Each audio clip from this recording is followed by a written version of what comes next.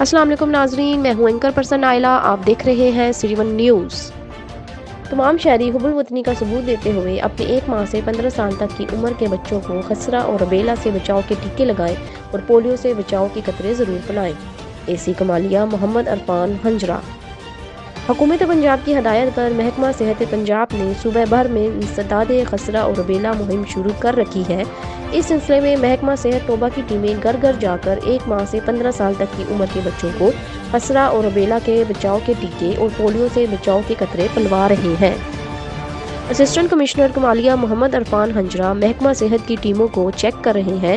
اس موقع پر رابطہ آفیسر بہادر علی نناری بھی موجود ہیں۔ اسسٹنٹ کمشنر محمد عرفان ہنجرا نے میڈیا کے ذریعے کمالیہ کے عوام سے اپیل کی کہ وہ حب الوطنی کا ثبوت دیتے ہوئے اپنے 1 ماہ سے 15 سال کی عمر کے ہر بچے کو خسرہ اور روبیلا سے بچاؤ کے ٹیکے ضرور لگوائیں اور پولیو سے بچاؤ کے قطرے بھی پلوائیں، تاکہ ہمارے پیارے وطن پاکستان سے خسرہ، روبیلا اور پولیو کا خاتمہ ممکن ہو سکے۔ رپورٹ کر رہے ہیں طوبہ کی تحصیل کمالیہ سے ڈسٹرکٹ رپورٹر مقبول طارق۔